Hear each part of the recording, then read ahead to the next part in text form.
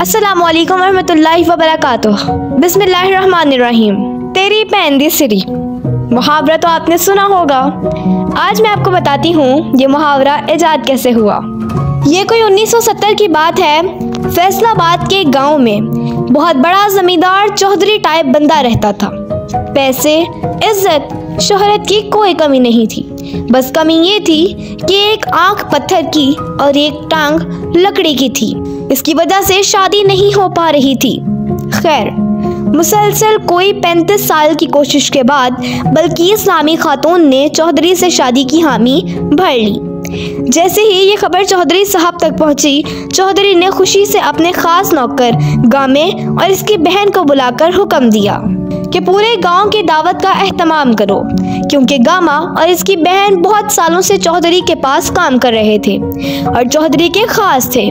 खैर, चौधरी ने गामे और इसकी बहन की मुशावरत से दावत का वक्त मुकर्रर किया और बोला कि दावत में कोई कमी पेशी ना हो और गोश्त में सिर्फ बकरे का ही गोश्त दिया जाए। ये सुनते ही गामे और इसकी बहन खुशी से निढाल हो गए। धड़कते दिल और नम आंखों से गामे की बहन ने चौधरी से इल्तिजा की कि चौधरी साहब, जब बकरे ज़िबा करो तो बकरों की एक एक सिरी हम दोनों बहन भाई को दे देना, हम बहुत शौक से खाते हैं। खैर, जिस दिन दावत थी, इस दिन गामे की बहन सेहत खराब होने की वजह से दावत में शरीक ना हो सकी। दावत के इख्तिताम पर चौधरी ने गामे को बुलाकर 2 सिरियां देते हुए बोला, ए एक तेरी सिरी ते ए तेरी पैन दी सिरी। सुना है ये मुहावरा तब वजूद में आया। अस्सलामुअलैकुम वरहमतुल्लाहि वबरकातुह।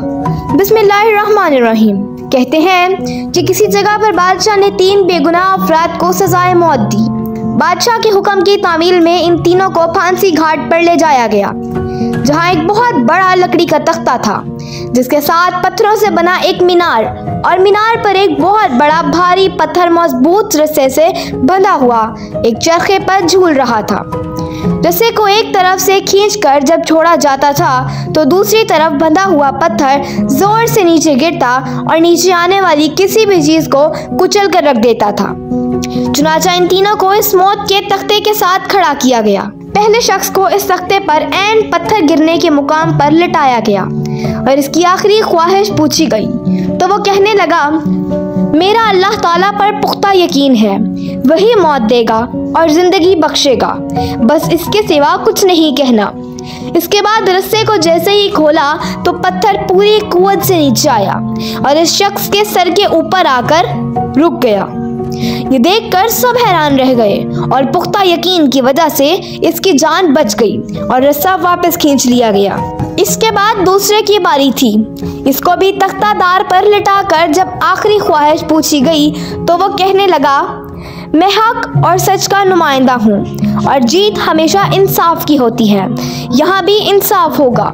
इसके बाद रस्से को दोबारा खोला गया, फिर पत्थर पूरी कुव्वत से नीचे आया और इस बार भी इस दूसरे शख्स के सर पर पहुंचकर रुक गया। फांसी देने वाले इस इंसाफ से हैरान रह गए और दूसरे की जान भी बच गई। इसके बाद तीसरे की बारी थी। इसे जब तख्ते पर लिटाकर आखिरी ख्वाहिश का पूछा गया तो वह कहने लगा, पहले को ना ही अल्लाह पर यकीन ने बचाया और ना ही दूसरे को इसके हक व इंसाफ के नुमाइंदा होने ने।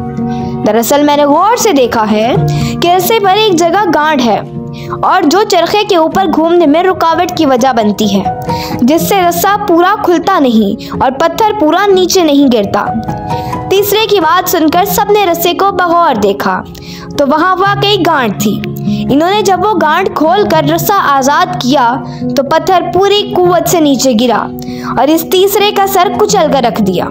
इस कहानी से हमें यह सबक मिलता है कि बाज़ औक़ात बहुत कुछ जानते हुए भी मुंह बंद रखना हिकमत में शुमार होता है। इस तरह की और सबक आमोज़ कहानियों के लिए हमारे चैनल को सब्सक्राइब करें। स्टोरी अच्छी लगी हो तो वीडियो को लाइक करें। शुक्रिया।